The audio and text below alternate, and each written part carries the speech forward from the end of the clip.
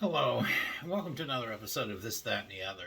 And I haven't been doing any shows in a while. I haven't been really able to come up with any ideas on what to do.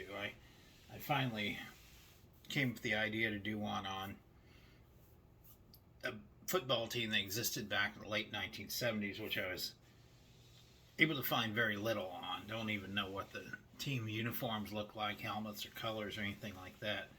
It was called the Baltimore Eagles of the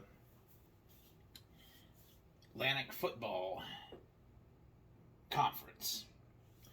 Really couldn't find much on that either. I mean, when I looked up Atlantic, I found all kinds of other semi-pro football teams that had the word Atlantic in it. There have been many of them throughout the years, but in this magazine I picked it many years ago when we were traveling on the East Coast, there was an article about a minor league football team called the Connecticut Sea Raiders. And it mentioned the Sea Raiders playing the Baltimore Eagles. And it mentioned the Sea Raiders going undefeated in their first season, and their first loss. They were 13 and 0 in their first season, and playoff titles number two. It was number two ranked, I guess, semi-pro team nationwide by Pro Football Weekly. 9 of the players on that club were offered contracts to either the NFL or Canada. And as of the writing in summer of 1979, 4 were still with major leagues. Apparently, this league would play a couple of months, like July and August, before the NFL season would start. And one player I did find out that actually came from the Connecticut Sea Raiders, later made it to the NFL, and a team that won the Super Bowl was Nick Giaquinta, who was from University of Connecticut. He was on the Washington Redskins when they won the Super Bowl, so he's actually one player from that league that won a Super Bowl title. But I was trying to, like I said, I was trying to find out more information on Baltimore Eagles, which wasn't much. It did mention the Sea Raiders having 4 remaining home games against Niagara Falls Spartans, Binghamton Triple Jets, Buffalo Geminis, and the New Jersey Oaks. So apparently these were teams that were in that same conference. I couldn't get a listing of the conference, who was in it, or how long this conference lasted, or anything. I'm guessing early 70s to late 80s. I'm sorry, late 70s to early 80s. That's my guess. I did see that the Connecticut Sea Raiders folded in 1980. So they were only around for a couple of years. They played their games at a local high school stadium.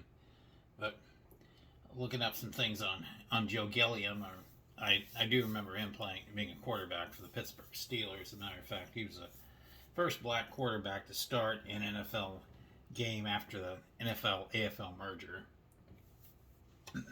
Played for Tennessee State, where his father was a defensive coordinator for the Tigers football team.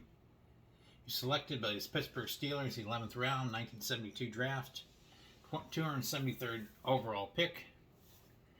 Made his first season start on Monday Night Football during Week 12 against the Miami Dolphins, December 3rd, 1973. Game was a disaster. He threw just 7 passes, all incomplete, and 3 intercepted. But Dick Anderson won for a Miami touchdown. Prior to 1974 season, Steelers coach Chuck Knowles stated that the starting quarterback position was wide open among Terry Bradshaw, Gilliam, and Terry Hanratty. Gilliam outperformed the other two in 1974 preseason, and Knowles named Gilliam the starting quarterback, first African-American quarterback to start a season opener after the AFL-NFL merger in 1970. After a 3-0 win in the season opener over Baltimore, he was featured on the cover of Sports Illustrated. Although he was 4-1-1 in the first 6 games, he was benched in late October for his lackluster performance and ignoring team rules and game plans In particular, Gilliam ran afoul of Chuck Noll for his excessive number of pass plays. During a Week 2 game against the Denver Broncos, they threw a record 50 passes and almost totally ignored the run game, leading to a 35-35 tie.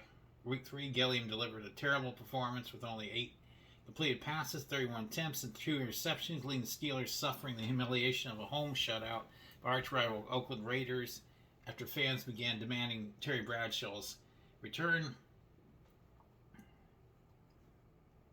Gilliam was benched.